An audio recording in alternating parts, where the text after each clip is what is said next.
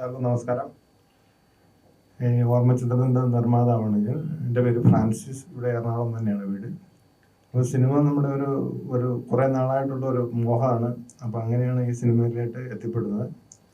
സിനിമയായിട്ട് വലിയ ബന്ധങ്ങളൊന്നുമില്ല. ഒരു പ്രേക്ഷകൻ എന്ന നിലയിലുള്ള ഒരു ബന്ധമാണ് കൂടുതൽ. അതല്ലാണ്ട് അതിൻ്റെ ബാക്ക്ഗ്രൗണ്ടും കാര്യങ്ങളൊന്നും നമുക്കറിയില്ലായിരുന്നു. പിന്നെ ഈ സിനിമ നിർമ്മിക്കാൻ വേണ്ടി ഒരാഗ്രഹം വന്നു കഴിയുമ്പോൾ പിന്നെ അതിൻ്റെ പുറകെ നടന്ന് അങ്ങനെയൊക്കെ ആയിട്ടാണ് ഈ സിനിമ ഈ ലെവൽ വരെ എത്തിച്ചത്. നല്ലൊരു സിനിമയാണ്. കുട്ടികളും കുടുംബവും മാതാപിതാക്കളും എല്ലാവരും കൂടി ഒരുമിച്ചിരുന്ന് കാണാൻ പറ്റുന്ന ഒരു സിനിമയാണ്. അപ്പോൾ എല്ലാവരും അത് കാണുക, കണ്ട് അതിൻ്റെ അഭിപ്രായം പറയുക. ഉള്ള അഭിപ്രായം പറയുക. നല്ലതോ ചീത്തയോ കണ്ടു കഴിയുമ്പോൾ നമുക്കറിയാലോ. അപ്പോൾ നമ്മുടെ മനസ്സുകൊണ്ട് തോന്നുന്ന അഭിപ്രായം രേഖപ്പെടുത്തുക. നിങ്ങൾ ചാനലുകാർ നല്ലതായാലും നല്ലത് അഭിപ്രായപ്പെടുത്തുക, ചീത്തയാണെങ്കിൽ ചീത്ത എന്ന് അഭിപ്രായപ്പെടുത്തുക, കൃത്യമായിട്ട് അഭിപ്രായപ്പെടുത്തുക.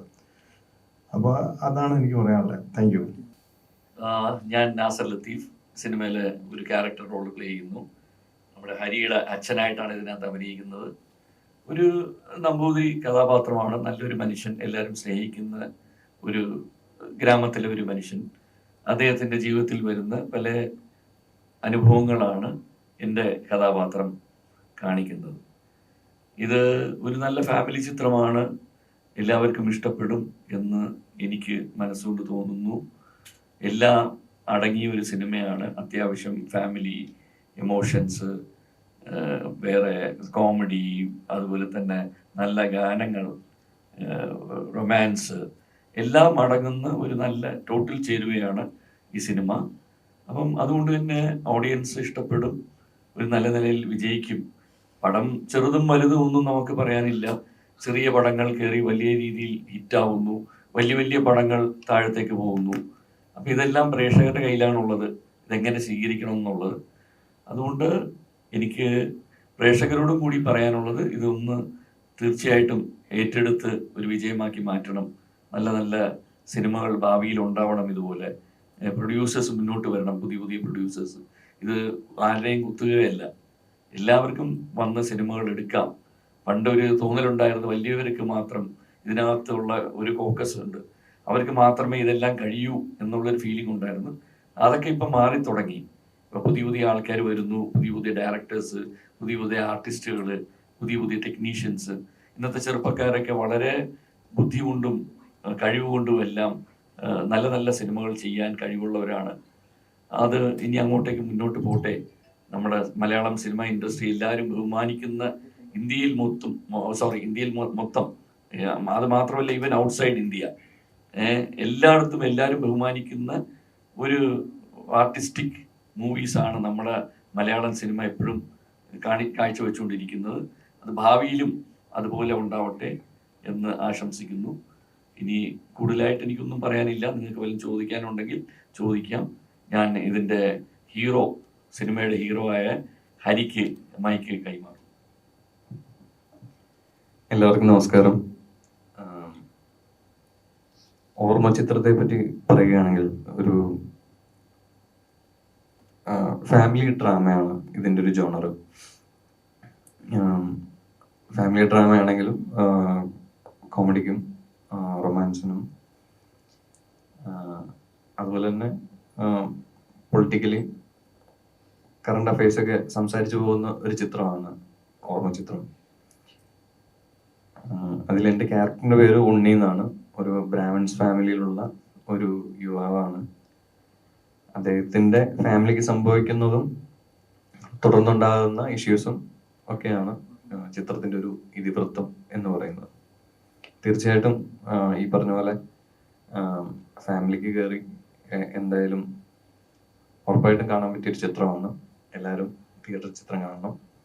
Thank you.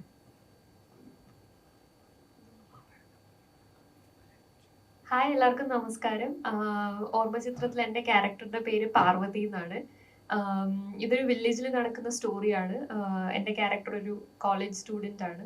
ഞങ്ങളുടെ പോർഷൻ വരുന്നത് കോളേജിൽ ഒരു ലവ് സ്റ്റോറി ആയിട്ടാണ്. അപ്പോൾ എന്താ പറയുക, നമുക്ക് ഫാമിലി ആയിട്ട് ഇപ്പം നമ്മുടെ പേരൻസിനോടൊപ്പം ഇരുന്ന് അവരുടെ റിയാക്ഷനൊക്കെ കണ്ടിരുന്ന് കാണാൻ പറ്റിയൊരു മൂവിയാണ് ഓർമ്മ ചിത്രം. അപ്പോൾ അവർക്കും ഇഷ്ടപ്പെടും എന്ന് തോന്നുന്ന ഒരു മൂവിയാണ്. എല്ലാവരും അപ്പൊ തിയേറ്ററിൽ പോയി കാണുക. നമുക്കിപ്പോ ഈ OTT-യിൽ കാണുന്ന ഹാബിറ്റ് ഇപ്പം എനിക്ക് ഉൾപ്പെടെ അത് കൂടുതലാണ്. അപ്പൊ എല്ലാവർക്കും തിയേറ്ററിൽ ഫാമിലി ആയിട്ട് പോയിരുന്ന് കാണാൻ പറ്റുന്ന മൂവിയാണ്. അപ്പൊ കണ്ടിട്ട് ഞങ്ങളോട് അഭിപ്രായം പറയണം. Thank you.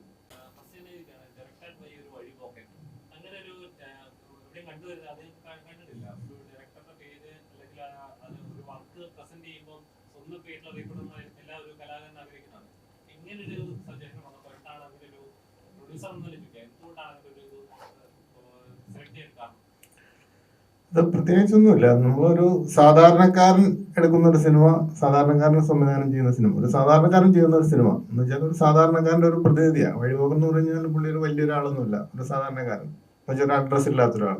അതാണ് അതിന്റെ മീനിങ്.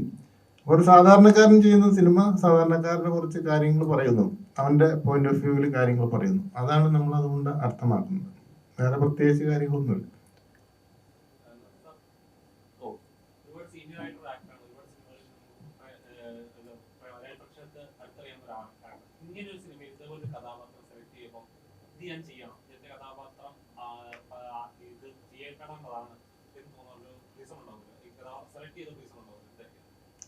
ഇല്ല, നീ സത്യമായിട്ടും പറഞ്ഞു കഴിഞ്ഞാൽ അങ്ങനെ സെലക്ഷൻ ഒന്നും എനിക്കില്ല. ഞാൻ വരുന്ന നല്ല കഥാപാത്രങ്ങൾ ചെയ്യുന്ന ഒരാളാണ്.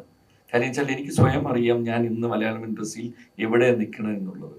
അതുകൊണ്ട് ഞാൻ ഇന്നും നല്ല നല്ല കഥാപാത്രങ്ങൾ തേടിക്കൊണ്ടിരിക്കുന്നു. ഇതുപോലെ ഒരു നല്ല പ്രൊഡ്യൂസർ വന്നു, നല്ലൊരു കഥാപാത്രം ഓഫർ ചെയ്തു.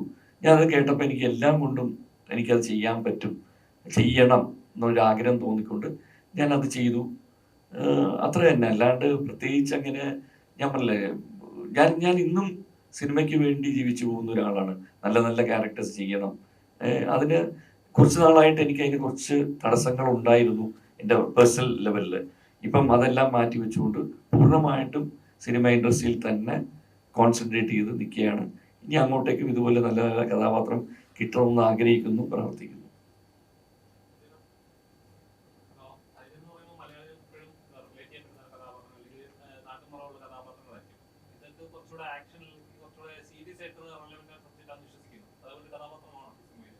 അതെ അതെ. അതായത് പടത്തിന്റെ ആദ്യത്തെ പാട്ട് ഈ പറഞ്ഞ പോലെ ഒരു കോമഡി, കോളേജ് സബ്ജക്റ്റ്, പ്രണയം, അതൊക്കെ സംസാരിച്ചു പോകുന്ന ഒരു പാട്ടാണ്. ബാക്കി അതിന്റെ ജേണി സ്വിങ്ങിലേക്ക് വരുമ്പോഴത്തേക്കും ഈ പറഞ്ഞ പോലെ കുറച്ചൊരു അഭിനയ പ്രാധാന്യമുള്ള പരിപാടികളാണ്.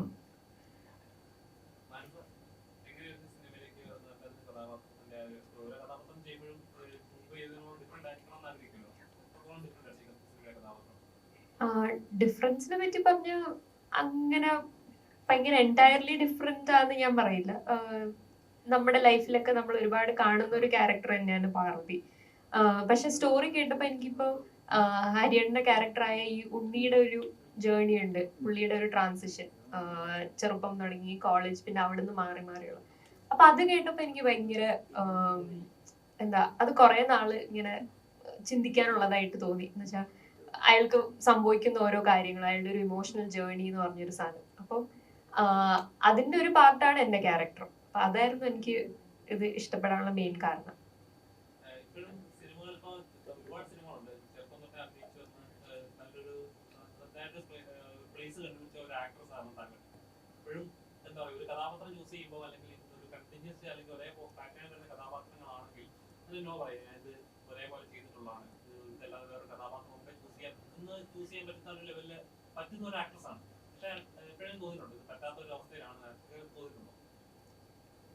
എനിക്ക് തോന്നുന്നു നമ്മള് മൊത്തം സ്റ്റോറിയുടെ ഒരു വെയിറ്റേജ് ആയിരിക്കുമല്ലോ നോക്കുക. അപ്പൊ അതും പിന്നെ ടീമും അങ്ങനെയൊക്കെ നോക്കിയപ്പോ ഇത് എനിക്ക് ഇഷ്ടപ്പെട്ടു. അതായിരുന്നു കമ്മിറ്റ് ചെയ്യാനുള്ള റീസൺ.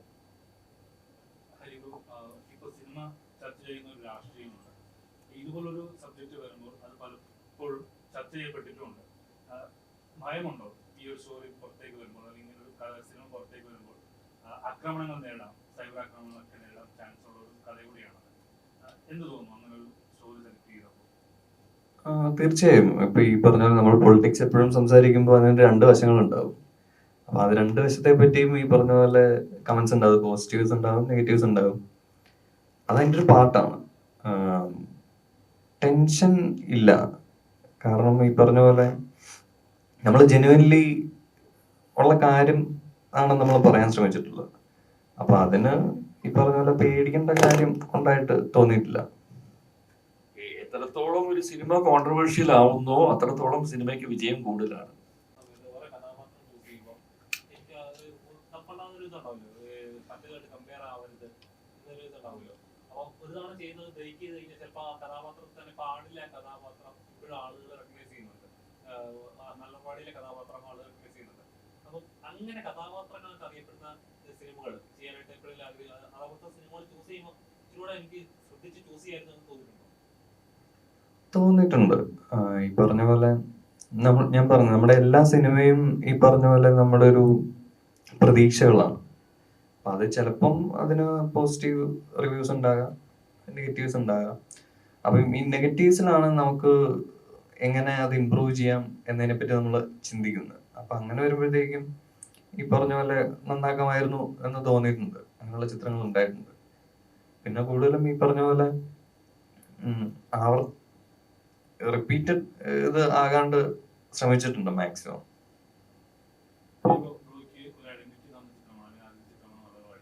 അതിനുശേഷം മറ്റൊരു ലെവലിലേക്ക് മാറ്റിയ ചിത്രമായിരുന്നു ആട്. ആട് രണ്ടാം ഭാഗത്തിൽ കുറച്ച് കലിപ്പനായിട്ട് എത്തുകയാണ് ചെയ്തത്. മൂന്നാം ഭാഗം വരുമ്പോൾ എങ്ങനെയായിരിക്കും? ഒന്നും എന്റെ കയ്യിലല്ല, ഇതിന്റെ കയ്യിലാണ്. അത് എഴുത്ത് നടക്കണമുള്ളൂ. അത് കഴിഞ്ഞിട്ട് എന്തെങ്കിലും പറയാൻ പറ്റുള്ളൂ. അറിയത്തില്ല, എഴുതണേ ഉള്ളൂ, ഒന്നും ആയിട്ടില്ല. പ്ലോട്ടും കാര്യങ്ങളൊക്കെ റെഡി ആണുള്ളൂ.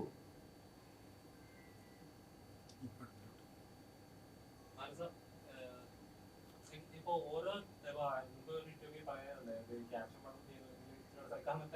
കഥാപാത്രങ്ങൾ ചെയ്യാനും താല്പര്യം ഉണ്ടെന്നുള്ളത് എപ്പോഴെങ്കിലും ഓരോ കഥ സജഷൻസ് പറയാനുണ്ട്, ഇതേപോലത്തെ കഥ അല്ലെങ്കിൽ ആ കഥാപാത്രം കിട്ടുമ്പോൾ എനിക്കത് കിട്ടിയിരുന്നെങ്കിൽ എന്തെങ്കിലും എപ്പോഴും ചോദിക്കുകയോ പറയുകയോ ചെയ്തിട്ടുണ്ടോ?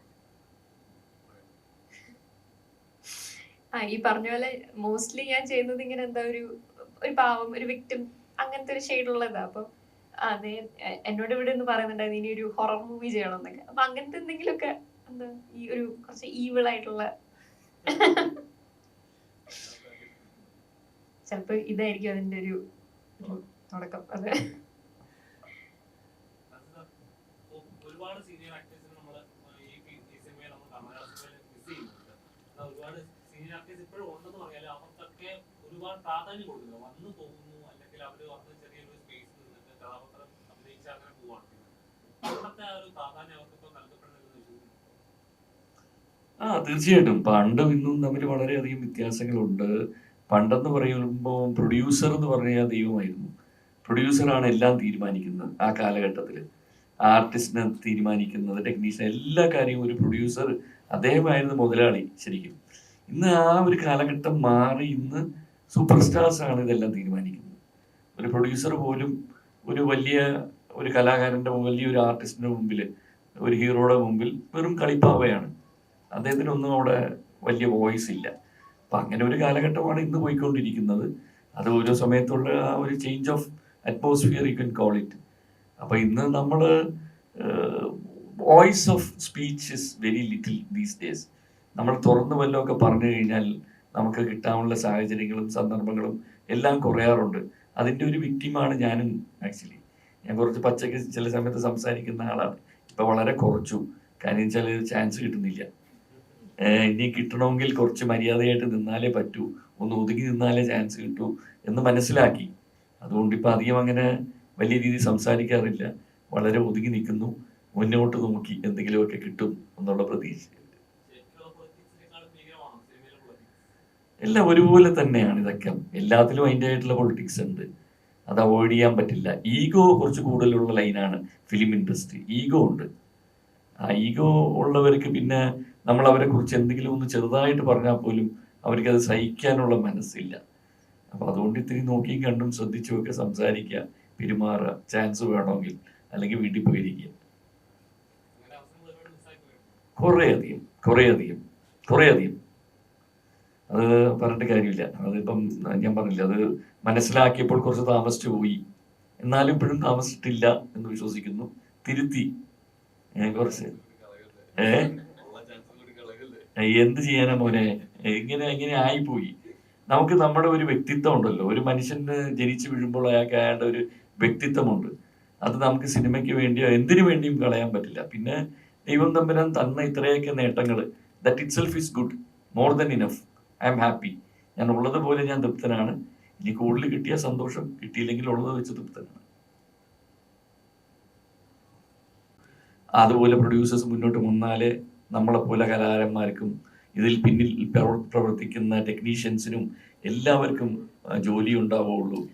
അതുകൊണ്ട് തീർച്ചയായിട്ടും എല്ലാവരും തിയേറ്ററിൽ പോയി കണ്ട് ഈ ഓർമ്മ ചിത്രം ഒരു വൻ വിജയമാക്കി മാറ്റണം എന്ന് അഭ്യർത്ഥിക്കുന്നു. പ്രൊഡ്യൂസർ എന്ന നിലയിൽ ഒരു വാക്കുകൂടി പറഞ്ഞോട്ടെ, കുഴപ്പമില്ലല്ലോ. അപ്പൊ നിങ്ങൾ എല്ലാവരും തന്നെ ചാനലുകാരല്ലോ അല്ലേ? അപ്പൊ നിങ്ങൾ ആദ്യത്തെ ഷോ എങ്ങനെയെങ്കിലും കാണാൻ പറ്റുമെങ്കിൽ കാണുക, എന്നിട്ട് കൃത്യമായിട്ട് അഭിപ്രായം രേഖപ്പെടുത്തി. കുഴപ്പമില്ല, നല്ലതാണെങ്കിൽ നല്ലത്, ചെയ്തെങ്കിൽ ചെയ്ത പബ്ലിക് അറിയട്ടെ. നമ്മുടെ ഇത് ചെറിയൊരു പടം, വലിയ ആർട്ടിസ്റ്റോ വലിയ ബാനറൊന്നും അല്ലേ. അപ്പൊ അതുകൊണ്ട് നല്ല പടമാണെങ്കിൽ തന്നെയും നമുക്ക് തിയേറ്റർ കിട്ടാനും എല്ലാത്തിനും വലിയ വലിയ വലിയ പ്രശ്നങ്ങളാണ്. അപ്പൊ നിങ്ങൾ കണ്ടിട്ട് വിലയിരുത്ത്, ഇതെങ്ങനെയാണ് സാധനം എങ്ങനെയാണെന്ന്, എന്നിട്ട് വിലയിരുത്ത്. നല്ലതാണെങ്കിൽ നല്ലത് വിജയിക്കണം, നല്ലതല്ലെങ്കിൽ അത് വിജയിക്കരുത്. ആ രീതിയിലുള്ള ഒരു ചിന്താഗതിക്കാരനാണ് ഞാൻ. അപ്പൊ ധൈര്യമായിട്ട് പോയി കാണുക. ഉള്ള അഭിപ്രായം നല്ലതാണെങ്കിൽ നല്ലതെന്ന് പറയാം, ചീത്തയാണെങ്കിൽ ചീത്തയാണെന്ന് പറയാം. ആ അഭിപ്രായം രേഖപ്പെടുത്തുക. എന്ന് വെച്ചാല് കളർ ചെയ്ത അഭിപ്രായമൊന്നും വേണ്ട, റിയൽ അഭിപ്രായം രേഖപ്പെടുത്തിക്കൂ, ധൈര്യമായിട്ട് രേഖപ്പെടുത്തിക്കൂ. അതാണ് എനിക്ക് പറയാനുള്ളത് ഒരു പ്രൊഡ്യൂസർ എന്ന നിലയിൽ. Thank you.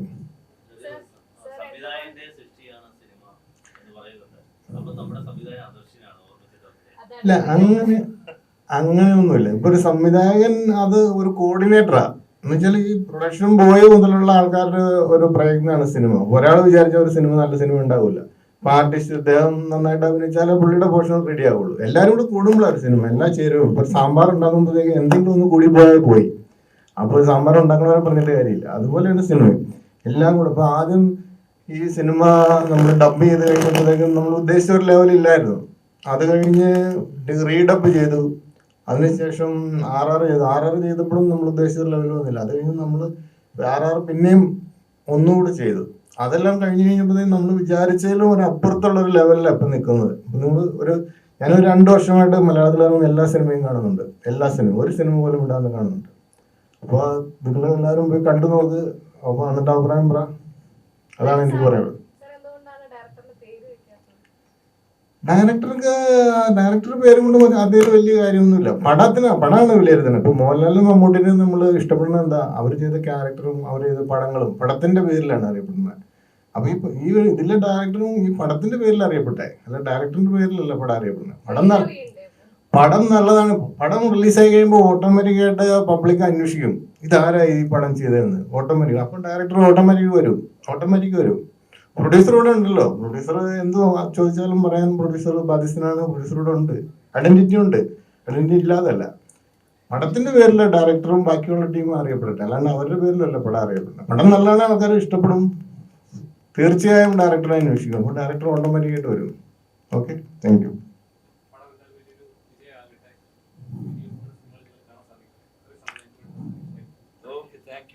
Thank you.